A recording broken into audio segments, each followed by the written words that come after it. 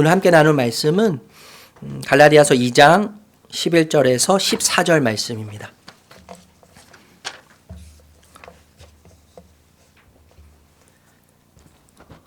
갈라디아서 2장 11절에서 14절, 저희 교회는 예수님을 처음 믿는 분들이 좀 많으셔서 세번역, 개역 개정으로 읽지 않고 세번역으로 좀 쉽게 읽도록 하겠습니다. 같이 우리 14절까지 한 목소리로 읽겠습니다. 시작.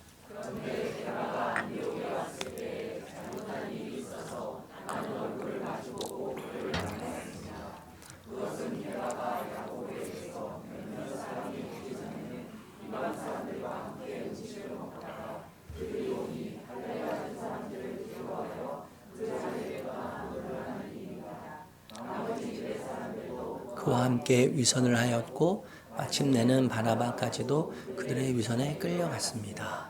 나는 그들이 복음의 진리를 따라 똑바로 걷지 않는 것을 보고 모든 사람 앞에서 게바에게 이렇게 말하였습니다. 당신은 유대 사람인데도 유대 사람처럼 살지 않고 이방 사람처럼 살면서 어찌하여 이방 사람들로 유대 사람이 되라고 강요합니까? 아멘. 요즘에 좀 떠들썩한 이야기가 있습니다. 배우 정우성 씨에 관련된 이야기인데요. 난민 구호를 위해 힘써온 이 사람이 정작 자신의 자식, 아들, 그리고 자신의 자식을 낳은 여자에 대해서는 책임을 왜 안 지는가? 그래서 떠들썩해요. 그동안 난민 구호 이렇게 하면서 이미지 메이킹 한 것 아니냐? 난민은 품으면서 어떻게 아들은 품지 못하냐? 아들을 낳은 여인은 품지 못하냐? 그 태도가 너무 위선적이지 않냐라고 굉장히 떠들썩합니다. 여러분도 잘 아실 거라고 생각해요. 오늘 이 말씀이 위선이라고 하는 주제로 시작합니다. 11절 말씀 읽어볼게요. 11절 다시 읽겠습니다. 시작. 안디옥에 왔을 때에 잘못한 일이 있어서 나는 얼굴을 마주보고 그를 나무랐습니다. 여러분, 우리가 아는 이야기라서 무감각할 수 있겠지만 사실 오늘 이야기는요 굉장히 깜짝 놀랄 만한 이야기라고 할 수 있어요. 바울 그리고 베드로, 물론 여러분 바울에 비하면 베드로는 한참 선배죠. 한참 선배인데 얼마 전까지만 해도 복음의 일치를 보였습니다. 복음의 일치, 복음의 연합, 복음의 합의를 이루었는데 그런데 오늘은 바울이 베드로를 반대하는 듯한 느낌을 받게 돼요. 바울이 베드로를 책망해요. 선배인 베드로를 책망하고 훈계합니다. 훈계하는데 여러분 어떤 잘못을 하였기에 베드로가 어떤 잘못을 저질렀길래 바울이 베드로를 책망하는 것일까요? 12절 말씀 읽어볼게요. 12절 시작.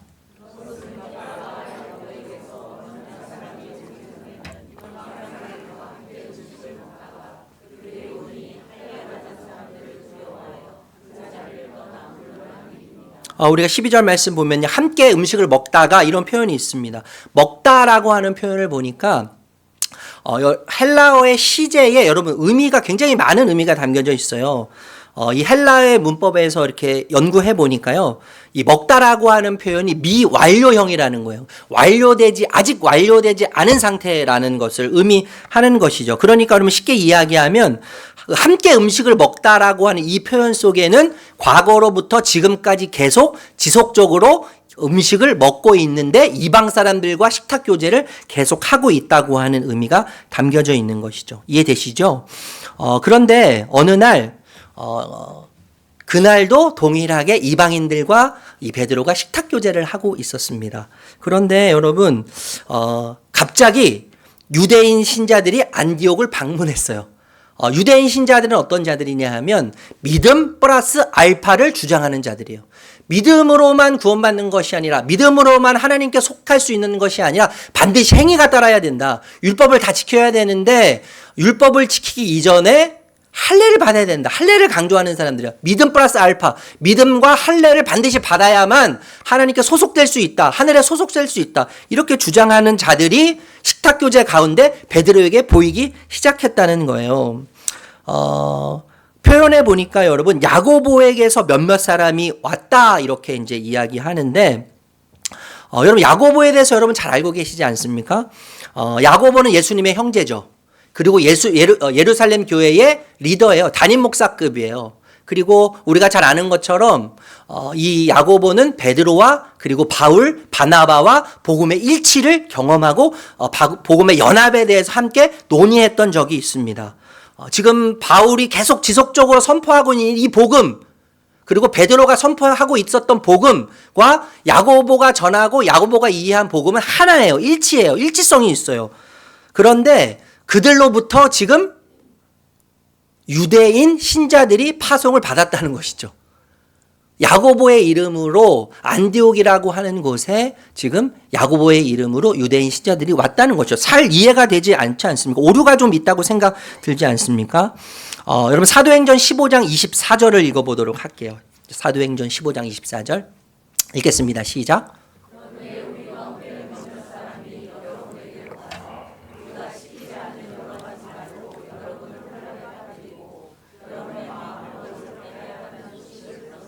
여러분 나중에 이 사도행전 15장을 읽어보시면 이 말 24절 이 말은 야고보가 직접 한 말이에요. 야고보가 직접 한 말인데 당시에 사도들의 이름을 빌려서 거짓말로 사도들의 권위를 빌려서 자신들이 하고 싶은 믿음 플러스 알파, 믿음 플러스 율법이라고 하는 유대인적 신앙 사고방식을 신앙 체계를 이방인들에게 심어주기 위해서 사도들의 이름을 빌려서 자주 종종 거짓으로 행하는 일들이 굉장히 많았다는 것이죠. 그로 인해서 어지러운 현상들이 교회 내에 많이 일어났다는 거예요.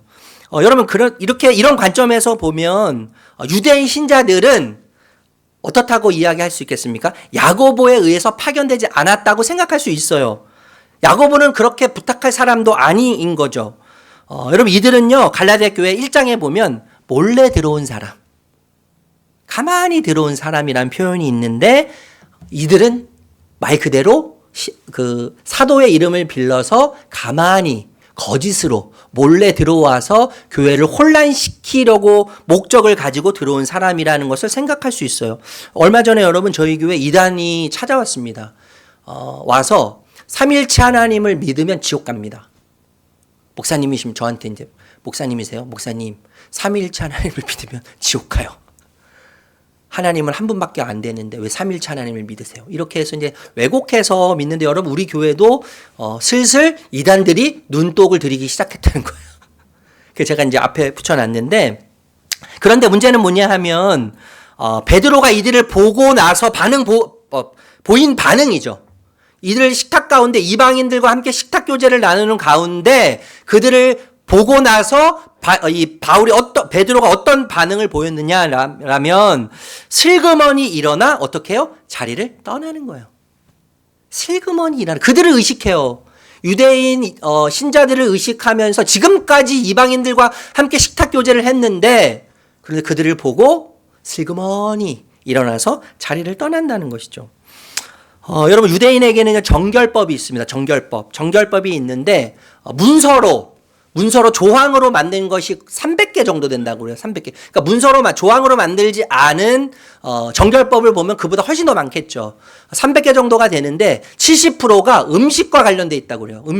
음식과 관련돼서 70%의 조항이 만들어져 있는데 어떤 음식은 먹어야 하는지 어떤 음식은 먹지 말아야 되는지 이 음식을 먹을 땐 어떤 사람과 먹어야 하는지 어떤 사람과 먹어서는 안 되는지에 대한 조항이 있다는 거예요. 뿐만 아니라 여러분 사회적 관계의 조항도 있다고요. 사회적 관계. 어떤 사람과 어울리면 안 되는지, 어떤 사람과 어울려야 하는지, 아주 구체적으로 이제 조항들이 있는데, 여러분, 유대인들은요, 아침에 일어나면 어떤 기도를 합니까? 하나님, 제가 이방인이 아니어서 감사합니다. 라는 기도로 하루를 시작해요. 그러니까 유대인에 대한 이방인의 인식은 사람이 아니죠. 사람이 아니문이다. 사람이 아니고, 그리고 이방인들은 너무 웃겼어요? 죄인이에요, 죄인. 사람이 아니고 죄인 취급했어요. 그래서 그들을 상종하지 않았죠. 그렇기 때문에 여러분, 유대인들은 결코 이방인들과 식탁 교제를 하지 않습니다. 만약에 이방인을 상종하고 이방인들과 식탁 교제를 한다면 자신 스스로를 더럽히는 일이라고 판단했어요. 오로지 그렇기 때문에 식탁 교제는 누구와만 해요? 동등한 위치에 있는 유대인들과만 하는 거예요. 가족, 친척, 유대인들과만 하는 것이죠. 그런데 여러분, 베드로가 이방인들과의 식탁 교제 중에 슬그머니 일어나서 자리를 떠나는 것, 놀라운 일이죠. 놀라운 이야기예요. 깜짝 놀랄 이야기예요. 그런데 유대인의 입장에서 생각하면, 정결법에 준해서 생각한다면 지금 베드로가 일어나는 일보다, 유대인 신자를 보고 식탁에서 일어나는 일보다 더 깜짝 놀랄 일은 뭐예요? 이방인들과 지금 식탁 교제를 하고 있다는 이 자체가 정결법을 기준으로 하면 훨씬 더 놀랄 일이라는 거예요. 깜짝 놀랄 일이라는 것이죠. 여러분, 베드로는요, 요바에서 환상을 본 적이 있습니다. 환상. 보자기에 음식이 담겨 있어요. 음식이 담겨 있는데 그 짐승이 담겨 있는데요. 부정한 음식들, 정결법에 의하면 부정한 음식들이 다 담겨 있어요. 그런데 음성이 들립니다. 어떤 음성이 들려요? 먹어라. 야, 먹어라. 이렇게. 근데 이 베드로가 저거는 부정한 음식이기 때문에 먹지 못합니다라고 이야기하니까 다시 음성이 들려요. 하나님이 거룩하다고 말씀하신 것을 너가 무슨 주제로, 너가 뭐라고 부정하다고 생각하면서 먹지 않겠다고 하냐. 하나님이 정하셨다고 하셨어요. 하나님이 거룩하다고 말씀하셨다면 받아 먹어라. 이렇게 해서 받아 먹어요. 그때 여러분, 베드로가 뭘 깨달았습니까? 하나님이 깨끗하고 하셨다고 한 하나님의 선언, 하나님의 선포가 중요하구나. 이것을 깨달은 거 아니에요? 그리고 하나님은 사람을 외모로 취하지 않으시구나. 이 이야기가 여러분 나중에 11장을 읽어보시면 아시겠지만 이방인 집에서 경험했던 거예요. 모든 이 유대인들이 이방을 거부할 때, 이방인들을 죄인 취급하고 이방인들을 대하는 것 자체가 자기 스스로를 더럽힌다고 여기는 그런 문화 속에서 하나님께서 지금 베드로를 향해서 환상을 보여주시는 거죠. 그러면서 하나님, 나는 사람을 취할 때 외모로 취하지 않는다. 이렇게 말씀하고 계시는 거예요. 예. 외적인 조건으로 사람을 판단하지 않는다. 이것을 말씀하신 것이죠. 그래서 그 자리에서 베드로가 깨달은 게 그거죠. 하나님은 사람을 외모로 평가하지 않으실 뿐만 아니라 외적인 조건으로 사람을 판단하지 않으시는구나라고 하는 것을 깨달으면서 유대인의 정결법, 지금까지 자신이 지켜왔던 정결법이 더 이상 실효성이 없다는 것을 깨달았어요. 여러분, 그리고 나서 그 이후부터 뭘 하기 시작합니까? 이방인들과 식탁교제를 하기 시작해요. 이방인들과 식탁교제를 하기 시작하고, 여러분, 이방인을 향해서 설교를 할 때 3,000명, 5,000명이 회개하고 하나님께 소속되는, 하나님 나라가 임한 놀라운 일들을 경험하지 않습니까? 이방인들도 믿음 플러스 알파가 아니라 이방인들도 믿음으로 하나님께 소속될 수 있구나, 하늘나라에 소속될 수 있구나라는 것을 베드로가 깊이 경험했어요. 예, 깊이 경험했어요. 그런데 그런 그가 믿음 플러스 알파를 주장하는 유대인 신자들을 보고 식탁교제 중에 슬그머니 일어나서 자리를 떠나요. 여러분, 우리가 아는 것과 그리고 다르게 행동하는 것, 아는 대로 행동하지 않고 아는 것과 다르게 행동하는 것을 위선이라고 말하죠. 위선. 13절 읽어보겠습니다. 13절 시작.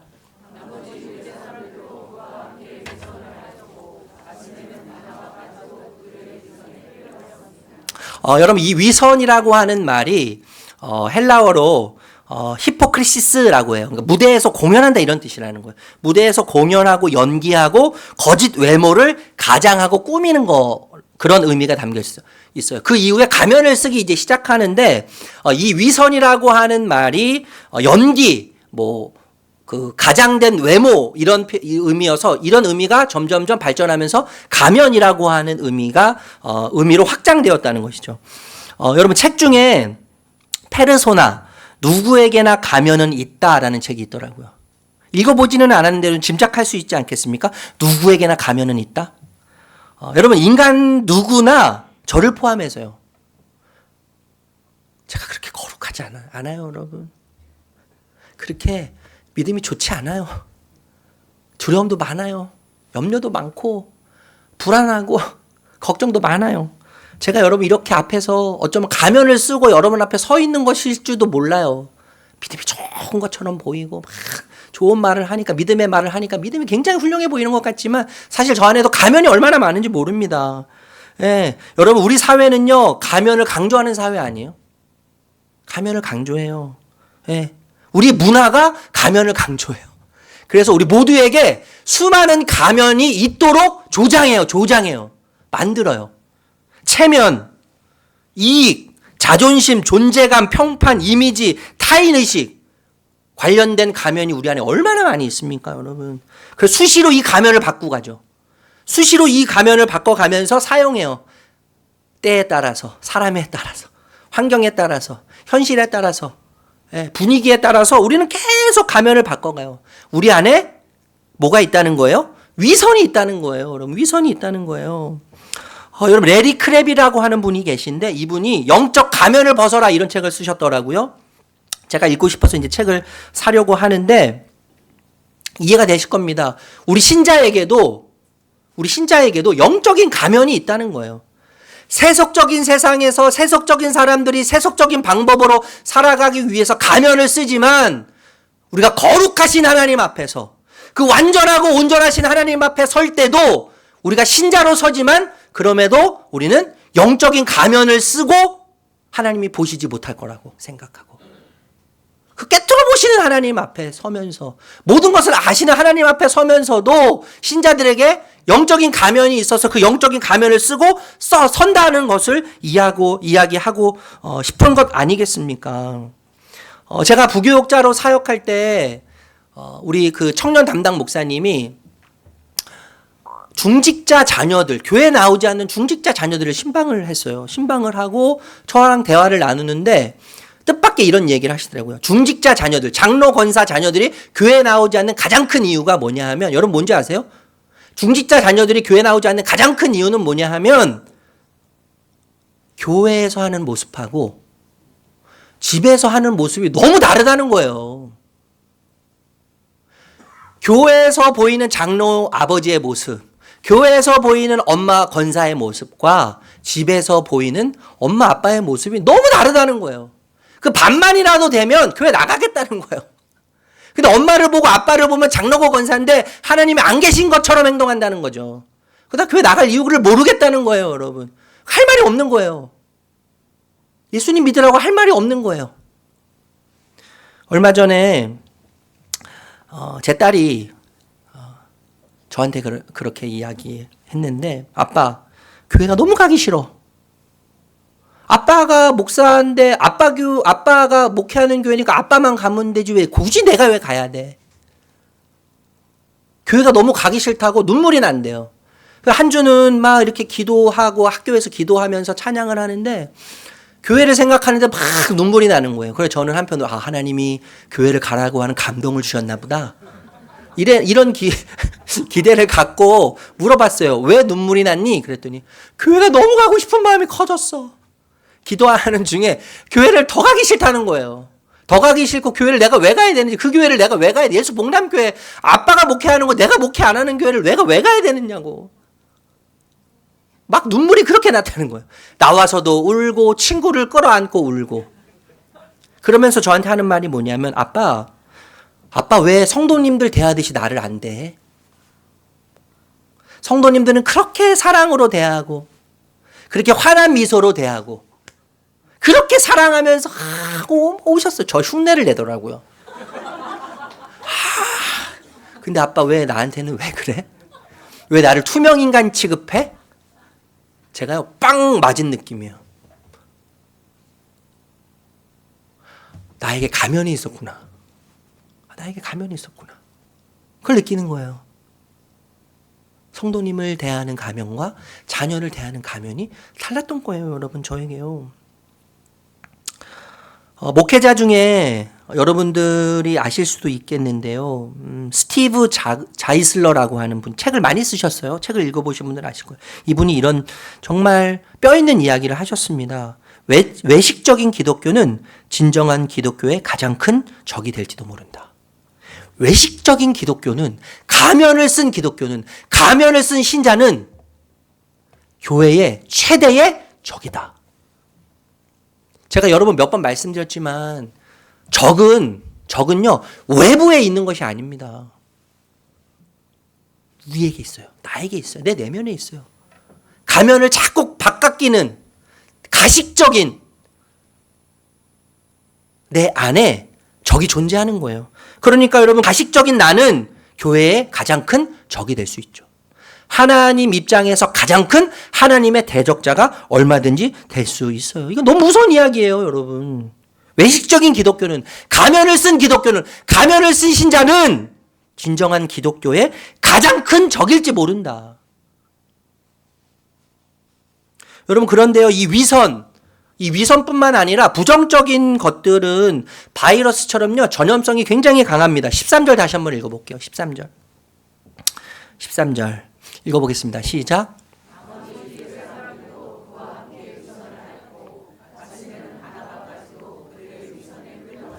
여러분, 바나바는 어떤 사람이에요? 믿음의 사람이에요. 우리 좀 전에 누구 살펴봤죠? 네, 야고보. 그래, 야고보는 예루살렘 교회 리더였어요. 담임 목사급이었어요. 네, 초대교회 리더였어요. 그런데 여러분, 이 바나바는 안디옥 교회, 이방인 교회란 말이에요. 예루살렘 교회에서 세운 이방인 교회란 말이에요. 이 이방인 교회 리더가 누구예요? 바나바예요, 여러분. 이 바나바인데, 이 바나바가 지금 어떻게 하고 있습니까? 베드로를 보면서 베드로의 위선적 행위를 지금 따라서 자리에서 일어나고 있어요. 일어서고 있어요. 13절 우리가 읽었지 않습니까, 여러분? 이게 얼마나 무서운 이야기예요. 바울의 동력자였잖아요. 담임 목회자였잖아요. 그렇지만 바울의 복음을 지지했던 그 인물이 복음을 버리고 위선의 모습에 전염이 돼서 위선의 모습으로 지금 그 자리를 잃어서 떠나가고 있는 거예요. 여러분, 위선, 이 부정적인 것들, 죄를 포함해서요, 부정적인 것들에게는요, 아주 강력한 특징이 있습니다. 강력한 특징이 있는데 고착성이 있어요. 고착성이 뭐냐면 묶어요, 여러분. 묶이게 해요. 지금 베드로의 모습이 그렇지 않습니까? 야고보 아무리 영적인 리더여도 묶이게 해요. 부정적인 것은 이런 힘이 있어요. 묶이게 해서 그것이 마치 복음과 진리보다 더 우월하고 뛰어난 것처럼 판단하게 만들어요. 그래서 그것을 따라가게 해요. 이것은 여러분 우상과 연관이 있어요. 우상은 뭡니까? 하나님을 대신하는 거죠. 하나님을 덜 생각하는 거예요. 하나님 자리에 올려놓는 것이 우상이에요. 근데 복음에 반응하지 않고 진리에 반응하지 않고 오히려 복음이 아닌 그들의 문화, 정결, 법에 반응하는 삶을 보임으로써 어떻게 해요? 지금 율법에 매이는 거예요. 위선에 매이고 있어요. 그리고 이것은 부정적 관념이 생기게 만듭니다. 부정적 관념이 생기고 부정적인 사고를 만드는데, 여러분, 이 고정관념에 사로잡히면 어떤 현상이 벌어져요? 누구의 말도 듣지 않아요. 자기가 항상 옳아요. 내 말이 옳아요. 다른 사람 말이 귀에 들어오지 않아요. 무감각하게 되는 거예요, 관계에 있어서. 여러분, 부정적인 특징이 또 있는데 파멸성이 있습니다. 파멸성. 짐을 지게 만들어요. 짐을 지게 만들어서 그걸 억지로 끌고 가게 하는데, 그러면서 이게 커 보이게 만들거든요. 부풀어요. 커지게 만들어요. 그래서 어떻게 됩니까? 불행하게 되죠. 파멸을 시키는 거예요. 발육성이 있지 않습니까? 발육성?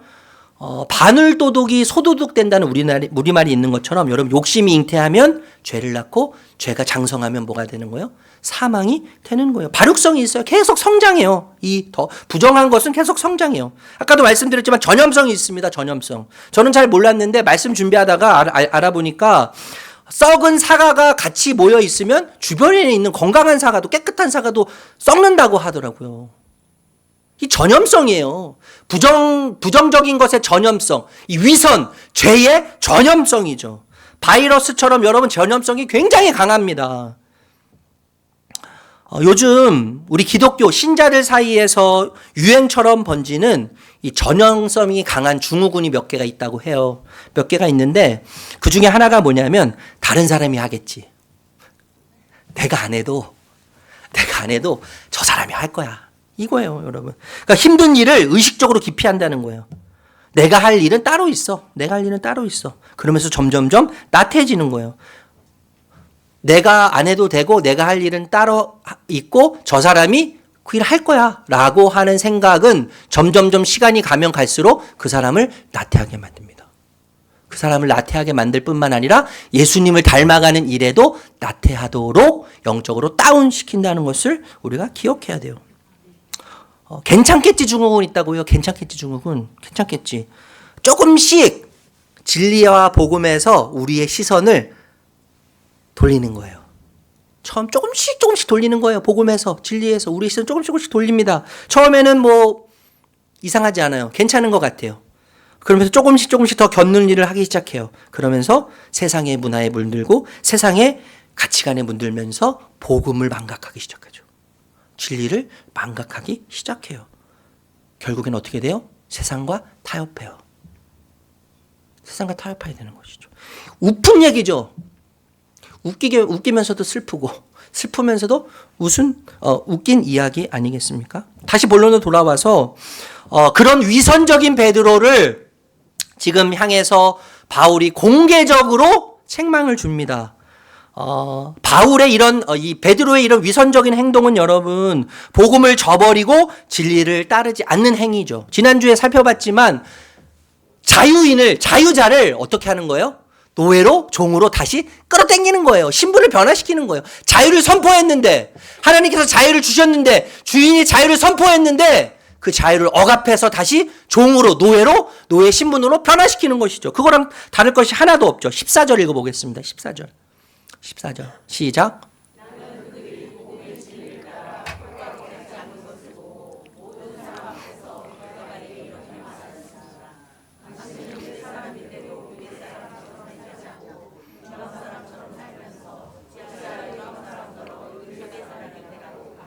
십사절에 보면 이런 표현이 있습니다. 복음의 진리를 따라 똑바로 걷지 않는 것을 보고 책망했다. 네. 복음의 진리를 따라 똑바로 걷지 않는 것을 보고 책망했다. 그러니까 이 말을 문자적으로 해석하면 정중앙으로 걷지 않고 있다는 거예요. 정중앙으로. 걷긴 걷는데 지금 곁길로 걷고 있다는 거예요. 정중앙으로 걷지 않다는 거예요. 똑바로라고 하는 이 말이 헬라어로 오소라고요. 오소. 이 말이 똑바로 가다, 정중앙 이런 의미인데 여러분 이 치아가 정교하게 이렇게 질서 정연하게 이렇게 있지 않으면 우린 치과 가서 뭐예요? 교정을 해요. 교정. 그래서 이 교정하는 전문 의사를 뭐라고 이 영어로 표현하냐면 오소 덴티스트라고 하는 거예요. 오소 덴티스트. 오소가 정중앙, 가지런히 하는 거죠. 예, 질서 잡게 하는 거예요. 일을. 덴티스트. 예. 저는 여러분 이 단어를 생각할 때 제 마음 속에서 이 표현이 생각나요. 복음은 삶의 모든 영역에 절대적인 영향을 준다. 복음은 예수님과 예수님이 하신 일이에요. 복음은 복음을 믿는 자로 하여금 삶의 모든 영역에 절대적인 영향을 준다. 동의하십니까, 여러분? 저는 정말 100% 동의해요. 여러분, 복음은요, 모든 것을, 왜곡된 모든 것이죠. 삐뚤어진 모든 것을 바로잡고 바르게 하고 교정하고 정렬하여서 변화시켜요. 원래 있어야 할 자리로 다 되돌려 놔요. 회복시킨단 말이에요. 우리가 계속해서 갈라디아서를 이야기하고 있지 않습니까? 살펴보고 있지 않습니까? 갈라디아서 계속 제가 이야기했던 게 뭐예요? 정체성의 변화죠. 정체성의 변화. 뭐예요? 버려진 자에서 보내진 자. 하나님께서 부르심으로 우리가 이 땅에 버려진 자 같지만 하나님이 우리를 부르심으로 우리는 버려진 자가 아니라 이 땅에 주님과 함께 보내진 자라는 것이죠. 정체성의 변화 아니에요? 우리는 여러분 종으로 살았어요. 그래서 어떻게 하면 하나님께 인정받을까? 어떻게 하면 하나님께 사랑받을까? 어떻게 하면 하나님께 더 큰 복을 받을 수 있을까라고 하는 종이 아니라 복음은 종에서 아들로, 복음은 종에서 딸로, 신분의 변화, 정체성의 변화를 하지 않았습니까? 여러분 노예였죠. 노예. 우리는 율법의 노예였어요. 세상의 노예였어요. 종교의 노예였어요. 의무의 노예였어요. 그런데 예수 그리스도를 통해서 어떻게 됐습니까? 자유를 선포하셨죠. 자유자가 됐어요. 신분이 바뀌었어요. 지난주에 여러분 함께 나눴던 거 기억하십니까? 내가 하고 싶은 일은 기쁨이에요. 내가 하고 싶은 일 기쁨. 그런데 하나님 앞에서 해야 할 일이 있어요. 의무예요. 복음은 우리의 삶을 완전히 변화시키는데 내가 하고 싶은 일, 기쁨과 하나님 앞에서 해야 할 의무가 일치되게 해요. 일치되게 해요. 그래서 제가 여러분 비유했잖아요. 아내. 나에게 그렇게 요청하는 것들이 많은데 그거를 순종이라고 생각하지 않고 복종이라고 생각하지 않지만 어느새 하고 있어요. 아내의 말대로. 아내의 말대로 내가 복종하고 있어요. 복종이라고 생각 안 했는데 복종하고 있어요. 순종이라고 생각 안 했는데 순종하고 있어요. 왜요? 사랑해서요. 사랑하면 여러분 내가 해야 할 기쁨과 내가 하고 싶은 기쁨과 내가 해야 할 의무가 연합이 돼요. 하나가 되는 거예요. 이게 복음의 능력입니다. 복음의 능력. 하나님 앞에서 하고 싶은 일과 하나님 앞에서 해야 될 일, 이 하나가 돼서 우리가 의무가 아닌 기쁨 속에서 자유를 누리게 하는 것이죠. 여러분 자기중심적 관계에서 사회적 약자에 대한 관점으로 우리의 시선이 교정되고 정렬되고 변화되지 않습니까? 그가 나였기 때문에, 그 약자가 나였기 때문에, 그 버려진 자가 나였기 때문에, 아무도 기억해주지 않았던 자가 나였는데 그런 나를 받으셨던 주님, 그런 나를 품으셨던 주님 때문에 자기중심적 관점에서 사회적 약자에 대한 관점으로 우리의 시선이 교정되는 거예요. 복음의 능력이죠, 이것이요. 그래서 그 안에서 기꺼이 포기할 수 있고 기꺼이 희생할 수 있는 자유를 누리게 되는 거예요. 이게 복음의 능력입니다. 그런데 제가 이 말씀을 준비하면서 이런 질문이 생겼어요. 복음이 성격도 변화시키는가? 복음이 성격도 변화시킬 수 있는가? 여러분 그런 얘기 많이 들어보시지 않았어요? 야, 교회 다닌다고 예수 믿어도 성격 안 바뀌더라. 야, 그 개버릇 남주냐? 예수 믿는데 똑같아. 변한 게 하나도 없어. 예수 믿어도 성격은 안 다른 건 모르겠는데 성격은 안 바뀌더라. 그 개 같은 성격 똑같더라. 뭐 이런 얘기 많이 들어보시지 않았어요? 저는 이런 얘기 들어봤어요. 야, 예수 믿는다고 호랑이가 고양이가 되냐? 호랑이처럼 막 그런 성격이 고양이가 되냐? 그렇지 않아. 뭐 이런 얘기 하는 것이죠. 제가 여러분 시작하면서 말씀 드리면서 질문 드렸습니다. 복음은 삶의 모든 영역에 절대적 영향을 준다. 동의하시냐고 여쭤봤을 때 여러분 아멘 하셨어요. 여러분 어떻게 생각하십니까? 성격. 나는 태어나면서부터 성격이 그래. 야, 나는 태어나면서도 이렇게 생겼어. 내가 이런 모양으로 나 태어나서 나 바꾸려고 하지 마. 내가 너를 바꾸려고 안 할 테니까 너도 나를 바꾸려고 하지 마. 나 성격? 우리 집안 내력이야. 우리 DNA가 그래. 여러분 이 말에 동의가 되십니까? 복음이 모든 것을 바꾼다고 하는데 우리의 성격, 뾰족하고 모나고 울퉁불퉁해서 남에게 상처 주는 말을 잘하고 아프게 하는 성격, 성향들 있어요. 여러분 저도요. 굉장히 유머를 좋아하고 제가 이렇게 여유 있는 사람이어서 마음이 넓은 사람이어서 이렇게 유머러스하고 또 농담도 잘하는데 상처를 받아요. 저는 쉽게 가볍게 이야기하지만 그게 뾰족한 면인 거예요. 그 상처를 줘요. 아픔을 줘요. 그 농담 한마디 때문에 그분은 하루에도 100번, 200번씩 죽어요.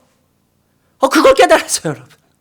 그래서 제가 최대한 말을 아끼려고 하는데 여러분 복음은요. 진리의 방향에 맞추도록 해서 신자의 모든 것을 가지런하게 합니다. 질서정연하게 하게 해요. 우리의 사고, 우리의 감정, 행동, 성격까지도 복음은 정비해요. 교정해요. 그래서 변화시켜요. 저는 이것을 믿어요. 그러니까 우리가 여러분 난 뾰족해 뭐나 울퉁불퉁해. 나 원래 그래. 나 이렇게 생겨 먹었어 라는 말을 정당화해서는 안 되는 거예요. 복음 앞에서는요. 정당할 수 없어요. 우리의 성격, 모난 성격을 복음 앞에서 정당화할 수 없어요. 제가 여러분 분노가 얼마나 강했는지 여러분 아시잖아요. 제 아들 찬우가 2살 됐을 때 방에 가둬 놓고요. 제 분노를 표출하기 위해 빨개벗기로 그렇게 때렸어요. 허리가 힐 정도로. 막 정말 너무 어렵고 힘든데 해결은 안 되고 이 분노가 올라오는데 막 표출을 해야 될 거 하는데 이게 해결이 안 되니까 아들을 가다 놓고 7살이 됐을 때 저한테 차를 타고 갔는데 물어봐요. 아빠 그때 나보고 그렇게 때렸어. 아빠 왜 그렇게 날 때렸어? 미안해. 아빠가 분노가 심했어. 2년이 지났습니다. 2년이 지났는데 차를 타고 또 가는데 물어보는 거야. 아빠 나 그때 왜 그렇게 때렸어? 그리고 막 우는 거예요.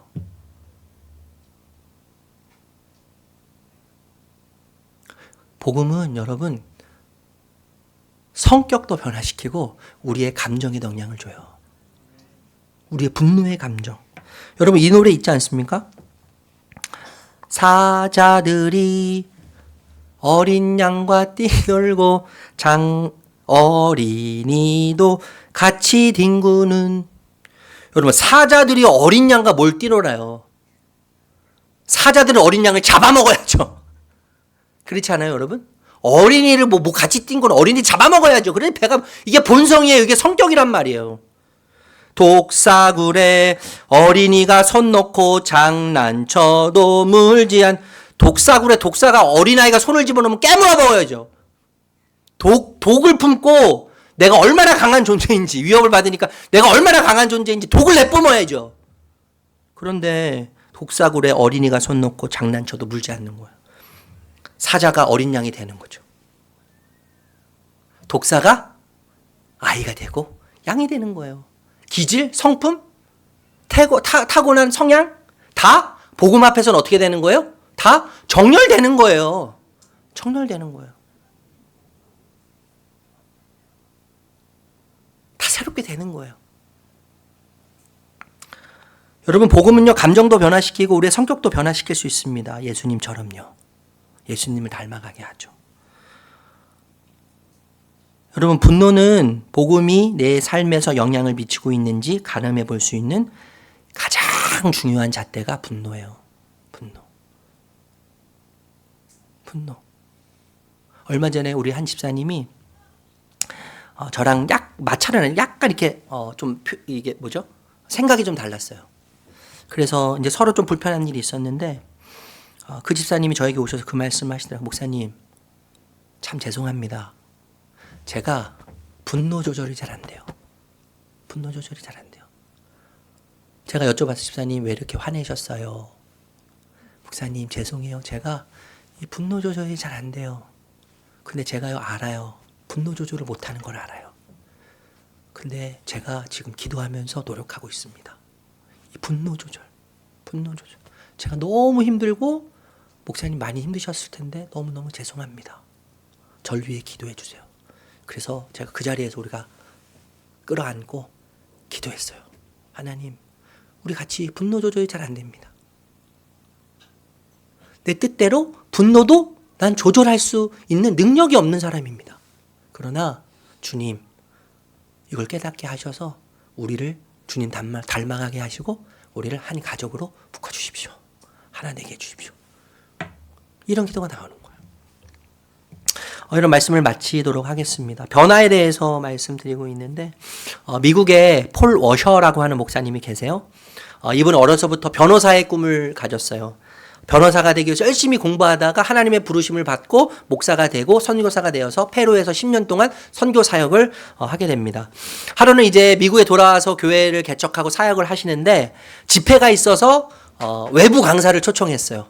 외부 강사를 초청했는데 10분이 지나고 20분이 지나고 30분이 지나고 1시간이 지났는데 이 강사가 오지 않는 거예요. 얼마나 당황스럽습니까? 이걸 어떻게 해야 되나? 연락도 되지 않고 이 집회를 지금 취소시켜야 되나? 성도님들이 계속 기다리라고 해야 되나? 이거 고민에 빠졌어요. 근데 마침 고민하는 찰나에 1시간이 지나서 그 강사 목사님 오셨습니다.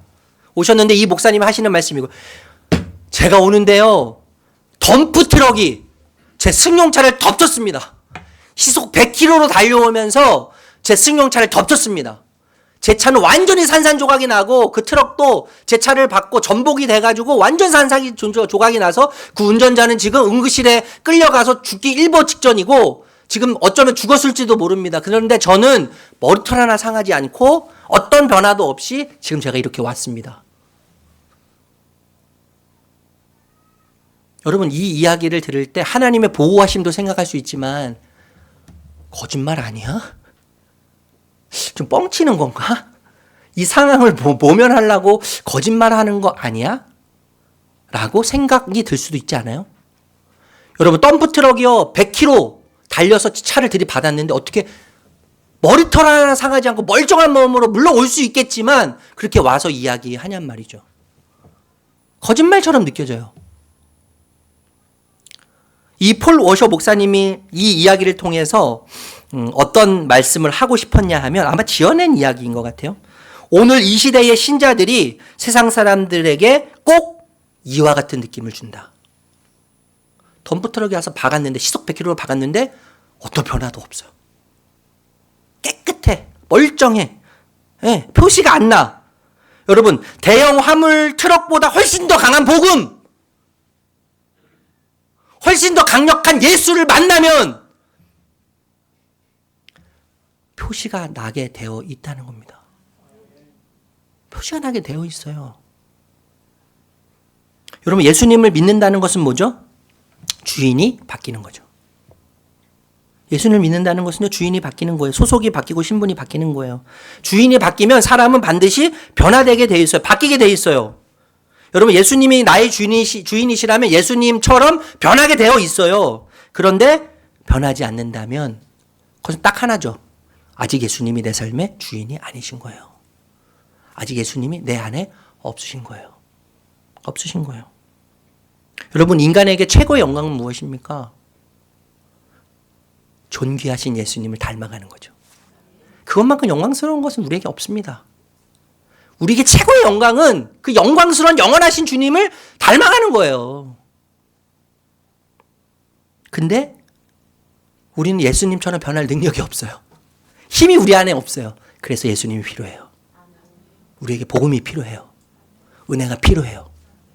그 예수님이 내 안에 오셔서 나의 주인이 되신다면 그분이 나를 예수님처럼 변화시켜 주실 것입니다. 그래서 로버트 맥체인이라고 하는 스코틀랜드 목사님, 예수님처럼 사셨다라고 사람들이 평가하는 이 목사님이 이런 말씀하셨어요. 당신을 한 번씩 볼 때 예수님을 10번 생각해라. 당신 자신을 한 번 볼 때 당신 자신을 보시는 예수님을 10번 쳐다봐라. 이렇게 이야기했습니다. 여러분, 우리 안에 예수님을 닮고 싶은 거룩한 욕망이 강력하게 작동하기를 바랍니다. 예수님을 닮고 싶고 예수님을 사랑하고 싶은 그 강력한 거룩한 열망이 작동됨으로 내 힘으로 변화되는 것이 아니라 예수님이 나의 주인이 되셔서 나를 변화시키실 때 나를 통해서 예수님이 그려지고 나를 통해서 하나님이 궁금해지고 하나님이 그려지는, 그래서 하나님의 나라가 우리 삶 가운데 날마다 충만하게 임하는 예배의 장소가 여러분의 일상 가운데 충만하시기를 거룩하신 존귀하신 예수님의 이름으로 축복합니다. 축복합니다.